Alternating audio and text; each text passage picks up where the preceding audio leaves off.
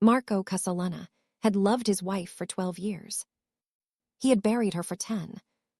And in the 10 years since the morning, he had stood on a hill in Calabria and watched the priest lower Sofia's casket into the ground. He had not let one woman touch his hand, not one woman cross the threshold of his bedroom, not one woman speak Sofia's name without lowering her eyes first. Except one. Sofia's younger sister, Luscia, had come to his door 3 weeks after the funeral, with a black coat over her shoulders and grief written across her face like a brand. And she had looked up at him in the doorway of the New York brownstone and said, in a voice so quiet he had to bend to hear it, "Let me stay. I have nowhere else." He had let her stay. For 10 years he had let her stay. He had given her the third-floor bedroom that overlooked the garden. He had eaten Sunday dinner across from her at his late wife's table for 520 Sundays, and not one of those Sundays had passed without him saying, before the meal began, the same 5 words. Sofia would have loved this. Luscia would lower her eyes. Luscia would say nothing.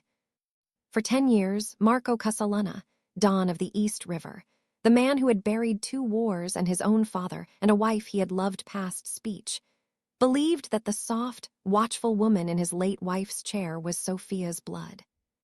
Tonight, in the third drawer of a desk that had not been opened in 11 years, he was going to find a photograph. And in the photograph, taken in a village he had never heard of, on a day 3 weeks before he had ever met his wife, a girl of 19 with the face of the woman who had been sleeping under his roof for a decade was going to be standing on the steps of a church in a wedding dress, holding the hand of a man who was not him. And Marco Castellano was going to understand, in a single cold rush, that for 10 years he had been mourning the wrong woman. The Castellano brownstone sat on the quiet end of East 65th Street, 4 stories of cream-colored limestone behind a wrought iron gate that had not, in 11 years, been left unlocked at night. The neighbors knew the house was old money.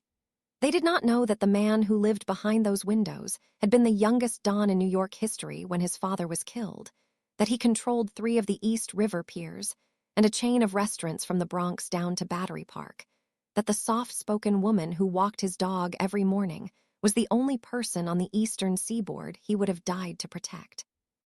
The neighbors thought she was his sister-in-law. That was what everyone thought.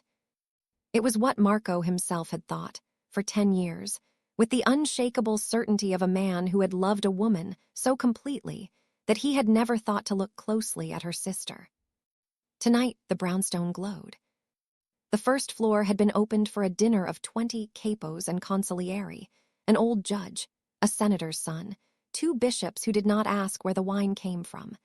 The chandelier in the dining room had been lit for the first time since Sofia's last birthday. The smell of saffron and roasted lamb moved through the rooms like a remembered hand. Marco stood at the head of the table in a dark charcoal suit, no tie, his white collar open 1 button further than it should have been. He was 45 years old. His black hair had begun to silver at the temples in a way that made his consigliere joke that the years were finally catching him. His knuckles bore the small white scars of a man who had once known how to use his hands and had, with discipline, taught himself to use words instead. The tattoos on his right forearm were hidden beneath his cuff, the Madonna at his elbow, the dates of his father's birth and death below it, Sofia's name in small Latin script along the inside of his wrist, where his pulse moved beneath the skin, a rosary that wound up beneath the sleeve and disappeared.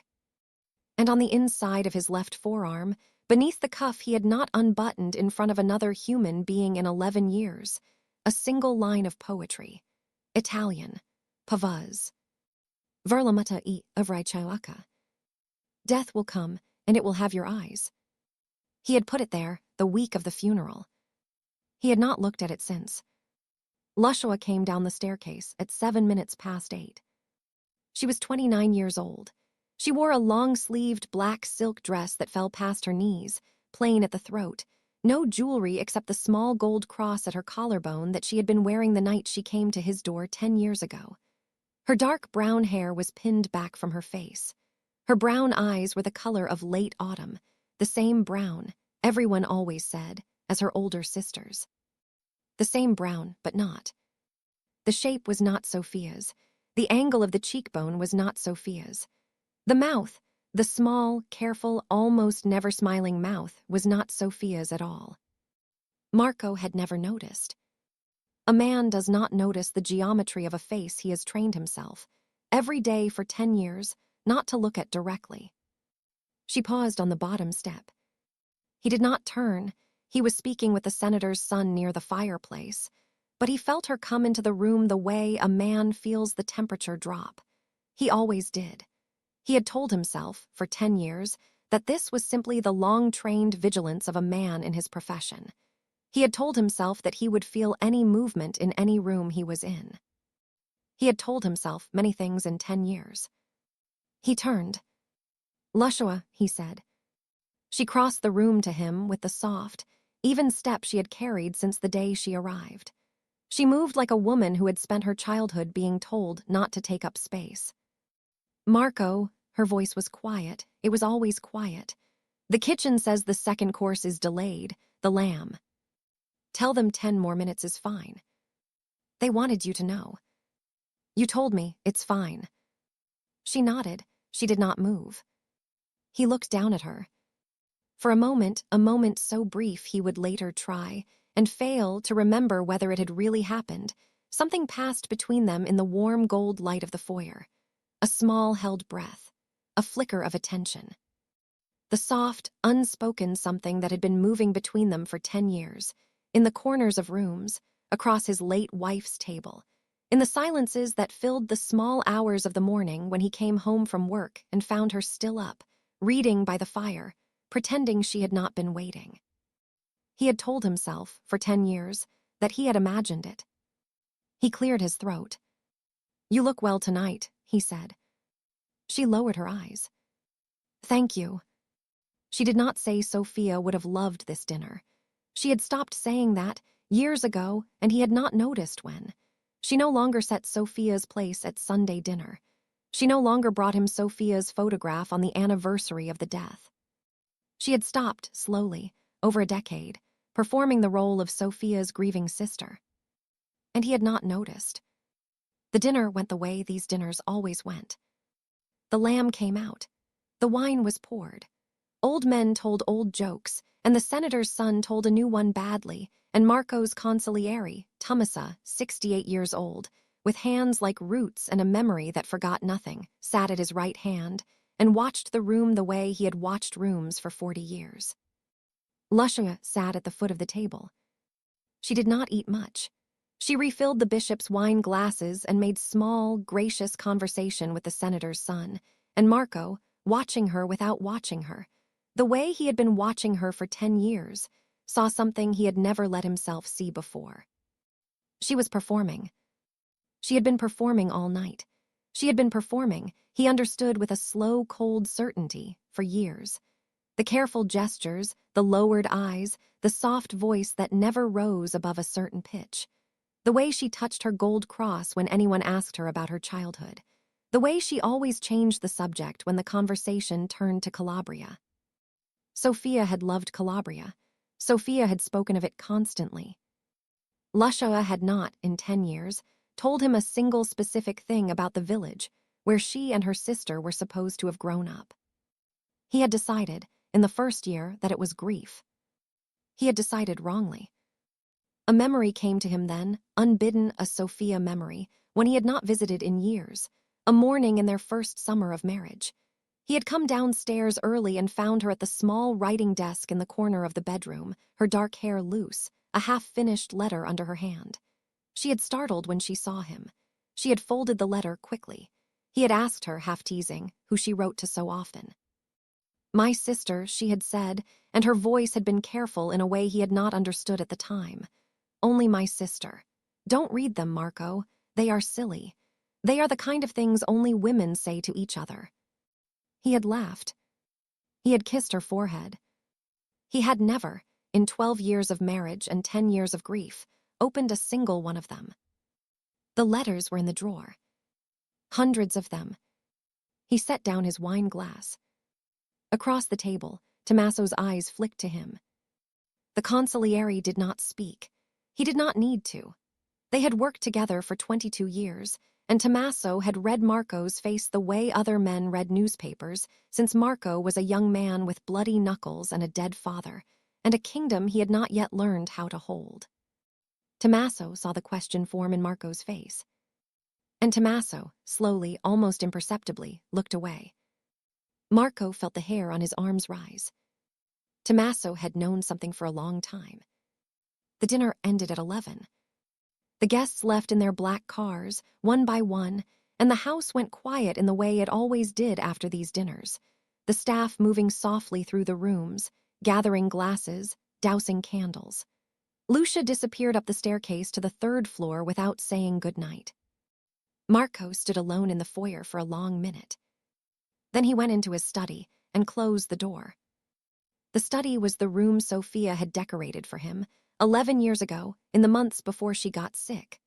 Walnut shelves, a green-shaded banker's lamp, a mahogany desk that had belonged to his grandfather, and beside it, in the corner, the smaller writing desk that had been Sofia's, the one she had used for her correspondence, for her household accounts, for the long letters she wrote to a sister he had never met before the funeral. He had not opened that desk in 11 years. He had not been able to. A cold blue light was beginning to leak through the long study window, the first promise of dawn over the East River, hours before the sun would actually rise. The green lamp on the desk burned warm beside it. 2 lights in the same room that did not belong to each other. Marco crossed to Sofia's desk in the green-gold lamplight, and he knelt down, the way he had not knelt in front of any piece of furniture in a decade, and he laid his hand on the brass pull of the lower right drawer. It was locked. He knew where the key was. He had always known. It hung on a small hook inside the wardrobe in the master bedroom, on the same hook where Sofia had kept it, where he had not touched it in 11 years. He went and got it. He came back. He unlocked the drawer. It was full of letters, hundreds of them.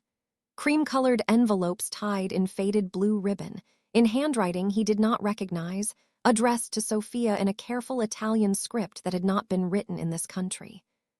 He lifted the top bundle. A photograph fell out. It was small, 3 inches by 5. The corners were curled. The colors had gone faintly yellow with the years. He picked it up, turned it toward the lamp. A young woman in a white wedding dress stood on the steps of a small stone church. Behind her, cypress trees. Beside her, a young man in a dark suit, his hand wrapped around hers, smiling at the camera with the open, doomed joy of a man who has just won everything. The young woman was 19 years old. She was not smiling at the camera. She was looking up at the man beside her, with her face tilted into the morning sun, and she was smiling the way a woman smiles only once in her life. Marco's hand began to shake. He turned the photograph over. There was a date written on the back, in a hand he now recognized as Sofia's. 2 months and 3 weeks before the day, he had walked into a Naples cafe and seen, across a small table, a dark-haired girl reading a book and known, with the clean certainty of a man who has only ever needed to know one thing, that he was going to spend the rest of his life with her. The date said, Lucia and Salvatore, 14 June.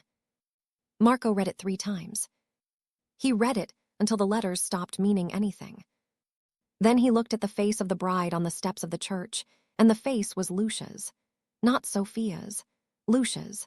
20 years old in the photograph and 29 years old upstairs, and the same exact face that had been moving through his house for 10 years. For 10 years, he had thought that face belonged to Sofia's sister. It did not. It belonged to Sofia, the woman he had married, the woman he had buried on a hill in Calabria, the woman whose name he had carved on a marble stone in 3 languages, and whose memory he had kept like a candle in a window for 10 years. Had never been the woman in the photograph. Had never been the woman in his bed. Had never been the woman whose name he had whispered into the dark for 1,000 nights. The woman in his bed had been Lucia. The woman in the photograph, the bride on the steps of the church, the woman in the wedding dress, The woman who had smiled at a man named Salvator on the 14th of June in a year before Marco had ever heard her name, had been Sofia. And Sofia had been alive. Somewhere in the world. For 10 years. He sat on the floor of his study for a long time. The lamp burned, the clock on the mantel struck midnight, then 1, then 2. Marco did not move. He held the photograph in one hand and the bundle of letters in the other, and he understood, slowly, the way a man understands a wound after the shock has worn off, the shape of what he was looking at. Sofia and Lucia had been twins. Not sisters, twins. The letters in the drawer made that clear within the first 3 he opened. They had been raised in a village in Calabria, so small it did not appear on most maps. The kind of place where 2 girls with the same face could grow up and only one of them be photographed for her wedding, because the other one had already been promised to someone else and was not allowed. Sofia had been promised at 16 to a man she did not love. Lucia had married for love at 19 in a small church in a village square. 2 months later, Lucia's husband Salvator had been killed in a feud Marco did not yet understand, and Lucia, 20 years old and a widow and pregnant, had vanished from the village in the night.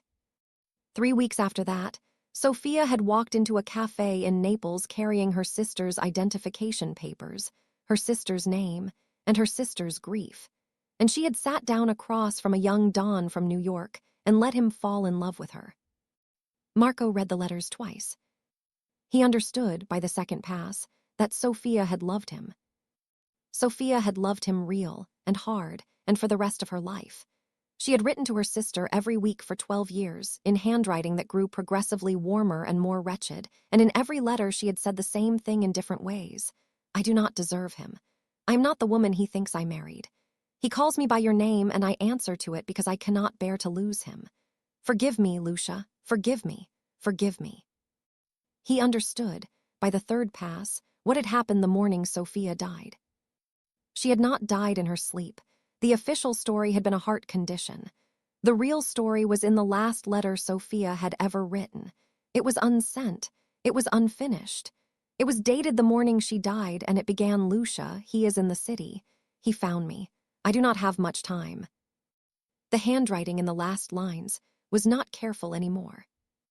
Marco saw it then, the way a man sees a thing he has been refusing to see for a decade. The kitchen. The Tuesday morning he had been in Albany. The phone call from Tommaso that had not come for 3 hours.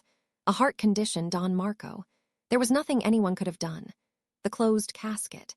Tommaso's eyes that had not met his own at the burial. The faint, almost clean smell of bleach in the kitchen for 2 weeks afterward that he had attributed at the time to grief making him imagine things. The man who had hunted Lucia for 12 years had walked into the brownstone on a morning Marco was 300 miles away. He had recognized the woman in the kitchen as Lucia. He had been wrong. He had killed her anyway. Sofia had died wearing her sister's name. She had died protecting a sister she had not seen in 12 years. She had died, Marco understood now with a slow, appalled horror, because the lie she had told him on the day she walked into a Naples cafe had finally, after 12 years, found its bill. And 3 weeks later, Lucia, who had been hiding in a convent in Sicily for 12 years with a child who was now dead, had come to the door of the man her sister had loved, with nowhere else to go. She had told him she was Sofia's sister. It had not been a lie. It had been the only true thing she could say. He stood up at 3 in the morning. His knees ached. His hand had gone numb around the photograph. He set the photograph down on Sofia's desk, and he set the letters beside it, and he walked out of the study and up the staircase to the 3rd floor. And he stopped in the corridor outside the door of the woman who had been sleeping under his roof for a decade. He raised his hand to knock. He did not knock. He stood there for a long time, in the corridor lit only by the faint red of the exit sign at the end of the hall, and he thought about the 10 years. He thought about the night she had come to his door, the black coat, the face he had not been able to look at directly because it was the face of his dead wife, and he had told himself he was taking in his sister-in-law because his wife had loved her, because Sofia would have wanted it. He thought about the small, almost imperceptible way she had over 10 years, stopped pretending to be Sofia's sister and started instead simply being Lucia. Reading by the fire when he came home late, bringing him soup when he was ill, sitting across from him at Sunday dinner with her eyes lowered, while he said Sofia would have loved this and meant, he understood now, with a slow, appalled clarity, meant the woman across the table. Meant Lucia. Meant the woman he had been falling in love with, in silence, for 10 years, while telling himself it was the long shadow of his dead wife. It had not been the shadow. Sofia had been the shadow. Lucia had been the woman. He raised his hand again. He knocked once. The door opened almost immediately. She was in a long white nightdress, her hair down around her shoulders for the first time he had ever seen, and her eyes, he saw, with the clarity of a man who had spent 10 years training himself not to see, were red. She had been crying. She had been crying for hours. "Marco," she said. Her voice was not the careful, even voice she had used for 10 years. It was something rawer, older, the voice of the woman in the photograph who had stood on the steps of a church at 20 and smiled up at a man named Salvator. "It's late." "I know. Is something wrong?" "Yes." She looked at his face. He watched her register what was in it. He watched her register that he had been in his study, that he had opened the drawer, that he had found the photograph. She closed her eyes. She did not speak. "How long," he said quietly, "have you known I would find it?"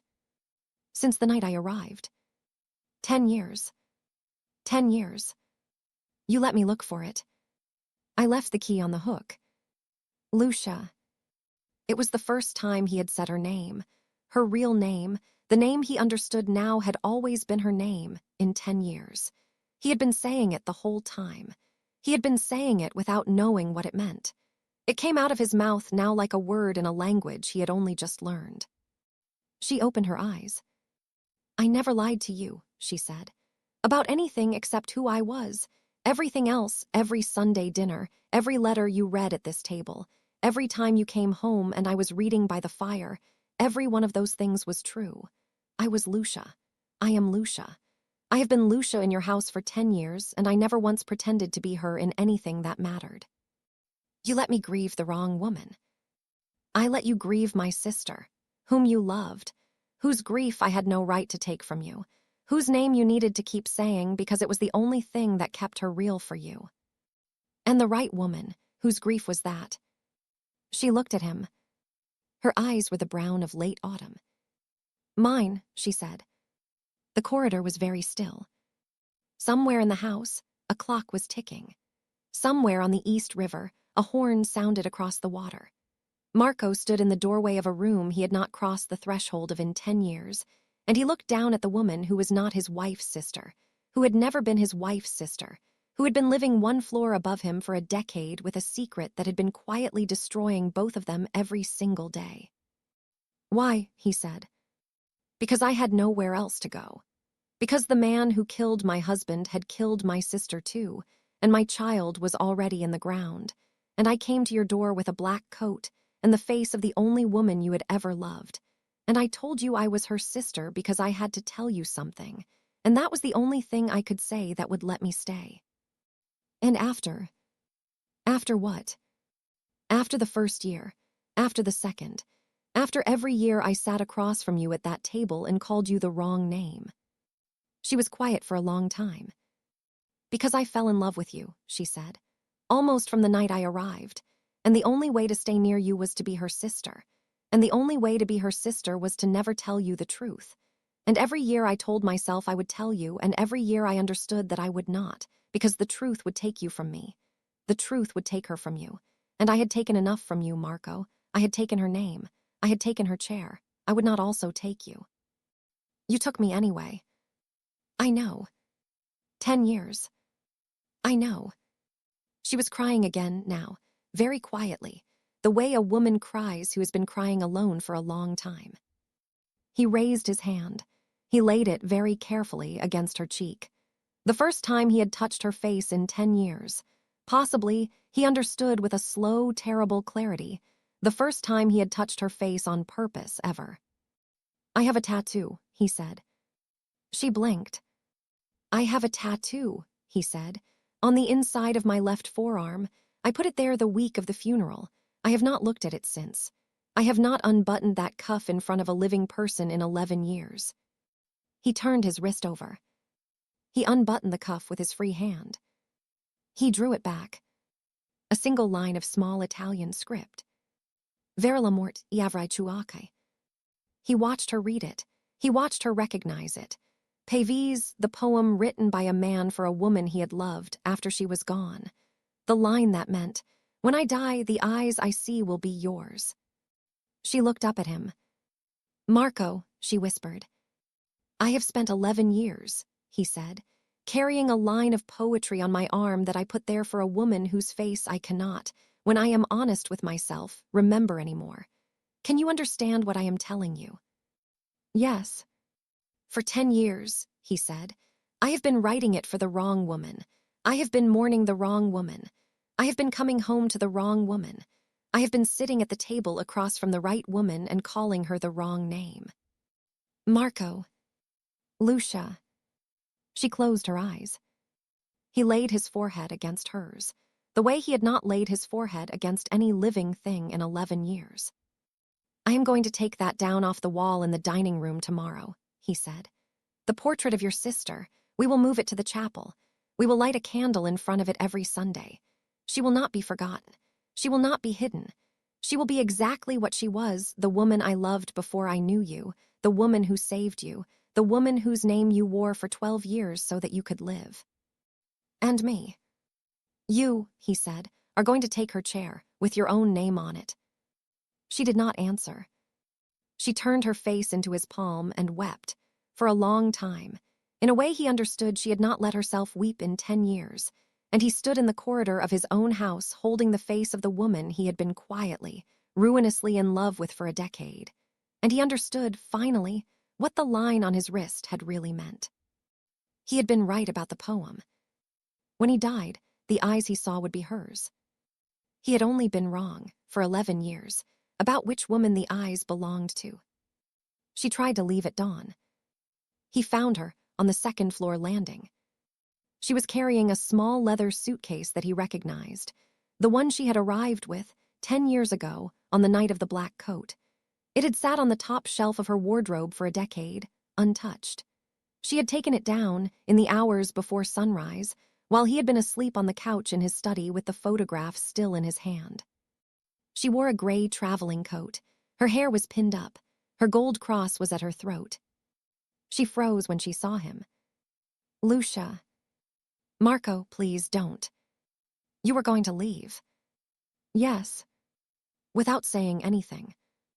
I left a letter on your desk. It explains. There is a place in Sicily, a convent that took me before. They will take me again. I have money. You don't have to. Stop. She stopped. The morning light, cold and blue, was coming through the long window above the staircase. He could see the tracks of her tears on her cheeks. She had been crying since he had left her in the corridor. She had been crying, he understood, for 10 years. You think, he said quietly, that what happened in that corridor was an ending. What else could it be? A beginning. Marco. You took her name to live. I understand that. You took her chair to stay near me. I understand that. You let me grieve the wrong woman because you thought it was the only kindness you could offer me. I understand that too. He took one step up onto the landing. But if you walk out of this house this morning, he said, you are not protecting me. You are not honoring her. You are repeating, for the 3rd time in your life, the same lie you have always told yourself, that you do not deserve to be wanted. She closed her eyes. The suitcase trembled in her hand. I am asking you, he said, to put the suitcase down. She did not move. Lucia. She put the suitcase down. He did not cross the rest of the landing. He understood, with the clarity of a man who had been a Don for 22 years and had only tonight learned the difference between commanding and asking, that the woman in front of him needed to take the next step herself. It took her a long time. But she took it. They did not marry that year. There was a war first. The man who had killed Sofia and Salvator, and the child, was tracked down on a Tuesday in March in a village outside Reggio, Calabria, by men of Marco's whose names had not been written in any book in 20 years. He did not survive the conversation. Lucia did not ask Marco how it had ended. Marco did not tell her. Some debts, he had learned long ago, were paid in silences. Tommaso, the consigliere who had known the truth for at least 7 of the 10 years and had said nothing, came into Marco's study on the morning after the war was over and laid a single envelope on the desk. It was his resignation. Marco read it. He set it down. He looked up at the old man who had served his father and then him, and he said very quietly, "No." Tommaso said, "I knew Don Marco." Marco said, "I know you knew. You let me find it when I was ready to find it. That is not betrayal. That is patience." Tommaso bowed his head. He stayed. The portrait of Sofia came down off the dining room wall. It went, as Marco had said, to the family chapel, a small stone room on the ground floor of the brownstone that Sofia herself had decorated in the weeks before she got sick. A candle was lit in front of it every Sunday. Lucia lit the first one herself. She knelt for a long time on the cold flagstones in front of her sister's face, and what she said to her, no one ever knew. The wedding was in October. A small one, a village church on the coast of Calabria near the place Lucia had been a girl. The same church Marco understood with a slow, soft astonishment when they walked into it. That was in the photograph. The cypress trees outside, the stone steps. He had brought the photograph with him. He had pinned it before the ceremony to the inside of the chapel door, the bride at 20, the man named Salvator beside her, so that when Lucia came up the aisle, she came past her own younger face. He had wanted her to see who she was bringing with her to the altar. He had wanted her to know that he was marrying all of them. She wore her grandmother's lace. She wore her real name. When the priest asked the question, she said the thing Marco had been waiting to hear her say, in her own voice, in the language she had grown up in, for the first time in his life. "Sai lo voglio, mi chiamo Lucia." "Yes, I will. My name is Lucia." He kissed her on the steps of the church. The same steps where she had kissed Salvator at 20. The cypress moved in the wind off the sea, and on the inside of his left wrist, beneath a cuff he had unbuttoned for the first time at her insistence the night before, the line from Pavese caught the late October sunlight as he laid his hand against her cheek. It had taken him 11 years to read it correctly. He had read it now. His